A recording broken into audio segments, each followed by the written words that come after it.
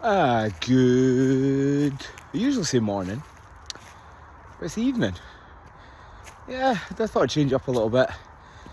Had some house chores to do in the morning, so I thought I'd change the running thoughts morning into an evening.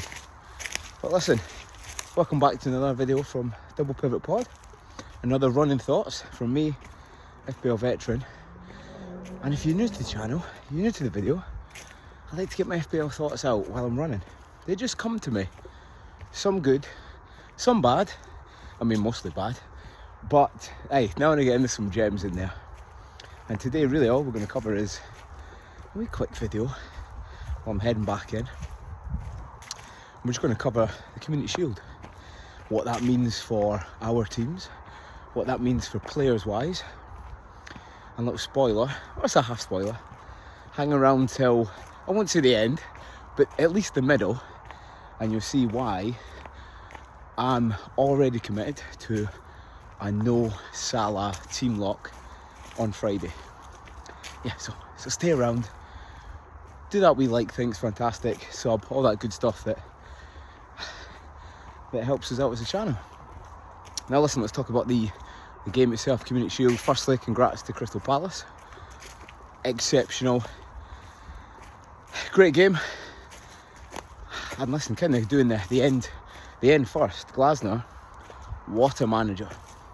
What a manager. Palace never had a cup in their history, and this year they win 2. You know, I think a lot of people thought today that Liverpool were going to smash them, even though Palace do well defensively. But, you know, they fought hard. They came back from the 1-0 down, 1-1, 2-1, 2-2. Pens, listen, performed well in Pens, but exceptional performance. And if you look at that team, they've got some very, very good players. Eze, Mateta, a lot of people like Wharton, obviously Guay at the back. But, you know, you got Kamada in there. He's a good player, but, you know, he's working. He's doing a lot with that squad, let's just put it that way. And when the sackings start coming along in the Premier League or wherever, people will be looking at him. I think they're already looking at him last season. But yeah, great performance. Well done, Palace fans. Any Palace fans are watching, fantastic, congrats. And the Liverpool fans, commiserations. But listen, it was still a good final. Still a well-played final. And that's the good thing, really. Now, what does that mean for our teams in FPL? This is more based on Liverpool, obviously. And we got a flash of what attacking threat Liverpool have this season. And boy, is it good. That's an understatement. The selection as well, the starting 11, is that what's going to start the league? Kerkez and Frimpong? I don't know, but it looked good. It looked fantastic. You know, the first 15 minutes, 2 goals. Great for the viewers, or you know, the in between like me who doesn't really back one up. But yeah, straight off the get-go it was fantastic. Ekitike, way he took his goal, has got people thinking, I tell you what, I might have him up top. And see, that's a good thing for FPL, because before, when I swear there was like 2 strikers you could get maybe a few seasons ago, and now you've got Ekitike, you've got Pedro, you've even got Mateta, who looks like he's on pens over Eze. You've got Haaland, if you want to go there. Might be my team, stick around, we'll discuss in a minute. You know, you've got a lot of strikers, and there's more I've not even mentioned. So formation wise, when people are going 4-4-2 at the back, or even a 5, I don't think many people are going 5, but you could, you know, if you think the defensive contributions are going to matter a lot, you could do it. But there's too much firepower, and if I like playing FPL, you do it for the goals and the attacking threat. But back to Community Shield, so you know, 1-1 after 15 minutes. And key points on Liverpool is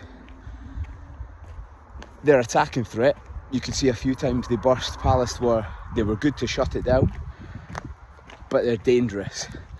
So you know, any teams that are susceptible in the transition or to a counter, Liverpool are going to crucify them, absolutely demolish them. They look good, and they attack. Gakpo left, Verts in the middle, Salah right, and Ekitike up top. I don't see that changing. I really don't. And then in the middle, obviously Gravenberch being out is big.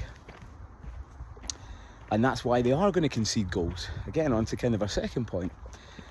Virgil van Dijk, he's not been in my squad since Friday. But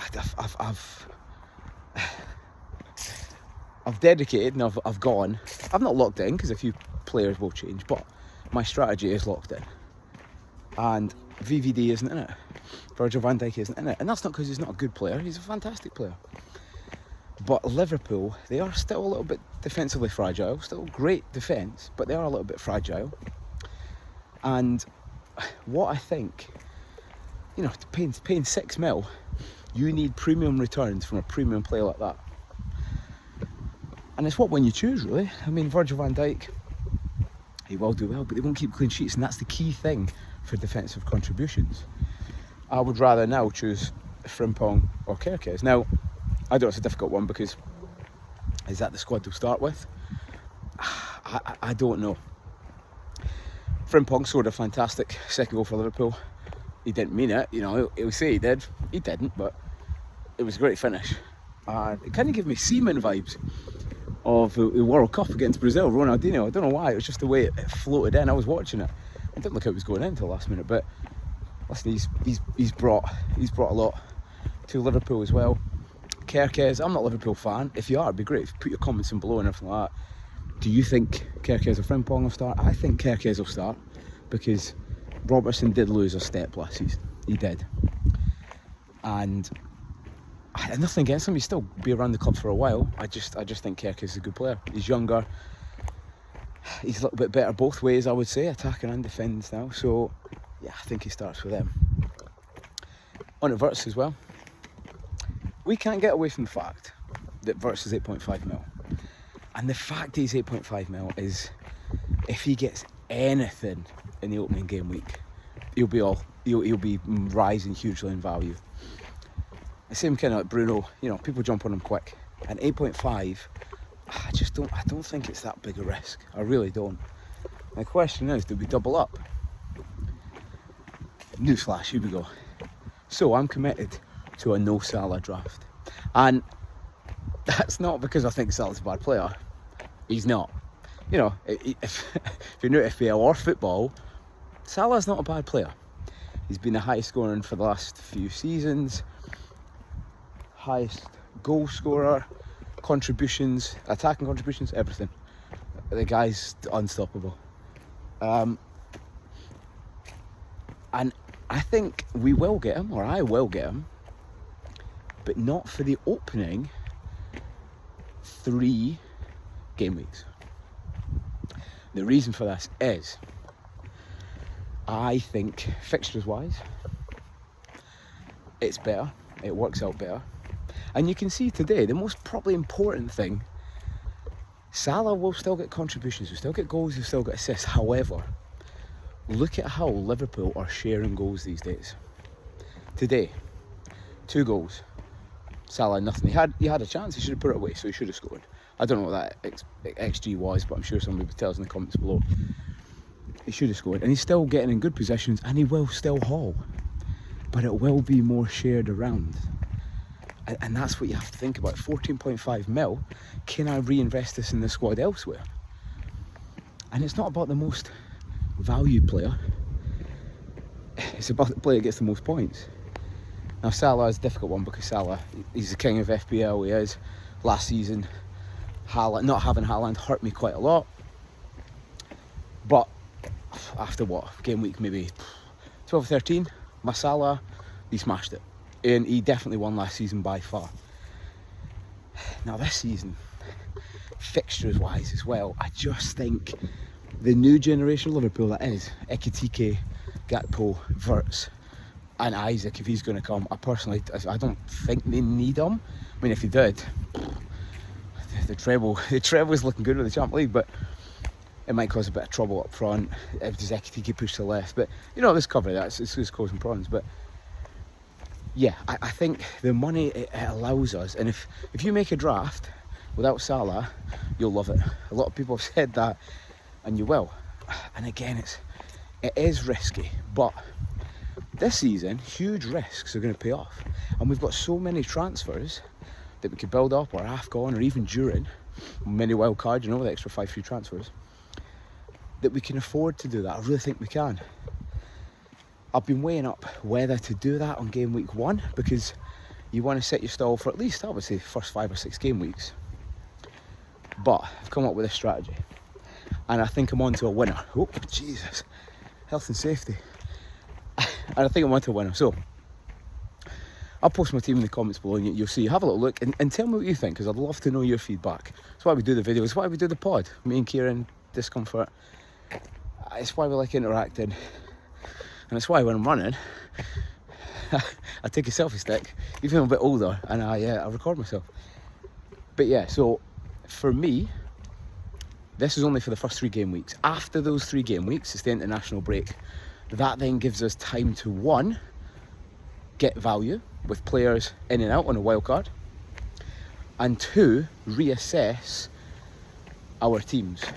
Now, why I think it's more important this season is because defensive contributions is different. We don't know how it's going to play out. Some people are valuing it. I don't really value it, unless you're going to hold a player for the whole season, which isn't really going to happen. If they can keep clean sheets, as well as defensive points, they're massive. But if not, I don't think it matters. However, I could be wrong. We have 2 weeks to reassess team performances as well. Start of the season, everyone's like, for me, I don't think Everton are going to do well. First 2 weeks, they could do well. They could 2 clean sheets, 2 wins, and start the season off well. And for a lot of teams, they haven't had much pre-season. Like Chelsea, for instance, they've hardly had anything. They only came back to training, I think, 9 days ago? They won today, I think 4-0 anyway, but that's not the point. The point is it takes time to gel. Same with City, they've got a lot of new players that have that have come in, but will they gel together? It's a difficult thing to do. I know they're all footballers, professional footballers at the highest level, but it still takes time to know where your partner or the lad next to you is gonna run, he's gonna move, everything like that. So it'll take time. You'll also see from my team down below that I have 10 out of 11 home fixtures. Now that's vital.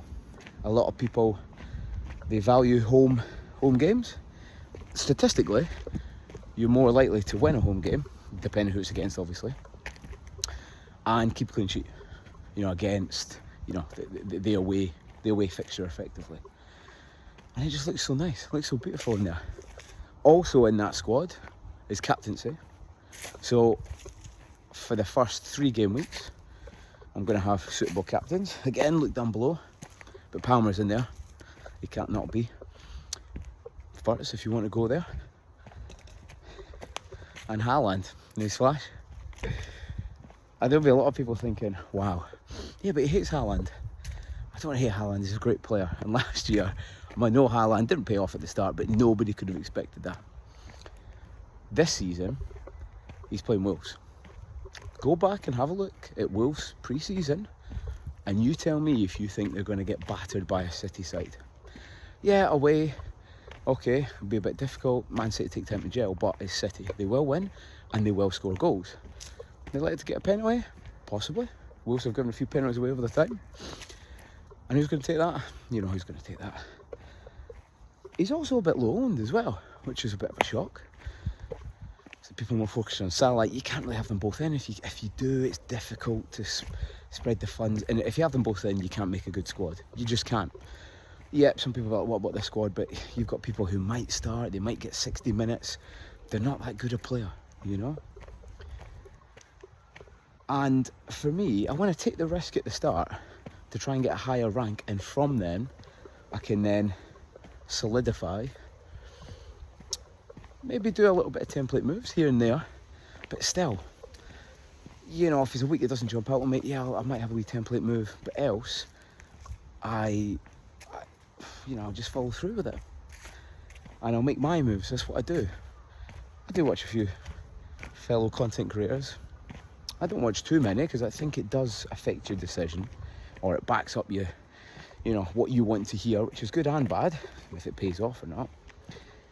But everything I've looked at seems to be coming in. Now with the home fixtures as well, all of the players, or most of the players that I've got in that team, have a little look in my pre-season thread, which I'll post out tonight. Please like, share, if you find it useful. It'd be great if you comment down below. I'd like to know everyone's thoughts, but I'm a big fan of head-to-heads, history in terms of what did player A or player B do against this team? How have they always performed against this team? And when I looked in there, a lot of players done very well. So for game week 1, for instance, Haaland. He's absolutely decimated Wolves over the time. I think he's got 7 goals in the last 3 games. One of them he scored 4. So there's Haaland. Another one's Palmer as well. I had a look back and, okay, last game he didn't get the most, but he's got a phenomenal record for game week 1 as well. And I even looked at the defenders. For instance, Milinkovic. He has got a goal and an assist for game week 1. As has Nico Williams. Have a look back at it. In fact, you don't have to look back at it because I've put it in the pre-season thread. Beep. This is where it's going to be up there, if I know how to do that. Yeah, so look on X, it'll be on there. So Nico Williams is a great choice. Again, listen, people have said, oh, well, what's his name from Ipswich come in and take his place? Listen, he ain't taking his place at all. And if not, Williams can play 2 positions as well anyway in the back line. So, yeah, I wouldn't worry at all. I really wouldn't. He's got a great record. Ola Aina's got a great record as well in game week 1. Or people that play in game week 1, have a look back, have a look at the pre-season thread. So, you know, it does bode very, very well. For the rest of my squad, goals, assists, everything like that, have a look at that pre-season thread. Like I'm saying, do retweet and share. Because it took me a little while to put together, but everything seems to be coming in. Everything that I'm thinking, do you know what? Can I go with that? Can I go with NO Salah for the first 3? And I think I can. I think there's enough differentials in there that's going to give me a good rank to start. And if not, if it does go wrong, contingency plan, game week 1, I've got a wild card. You know, we've got double chips, we've got enough these days that we don't have to panic. So I think that's going to be my plan. Like I'm saying, the strategy is locked in. My team isn't locked in because there'll be a few players here and there. I've got De Kuiper in just now, scored a goal the other day. Does that mean I have him in my squad? Possibly. And if you look at my squad, it's heavily, aggressively attacking the goals and the assists. And clean sheets in there as well. You've got some Forest. They still look really, really strong. And, you know, I think I've got a fantastic mix.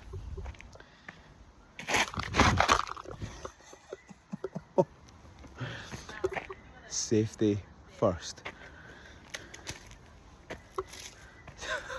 Safety first, Jed. So yeah, have a little look. I think it's probably a good time to do it before I fall down again.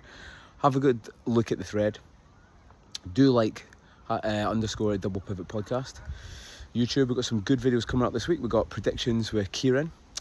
We've got a guest who hasn't streamed for a while, but he was a legend in the community. I'm happy to say that he will be on the show.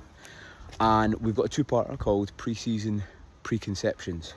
So we basically look back at all the pre-season, we look back at the teams that did well and think, are we right in thinking they're going to repeat the same this season?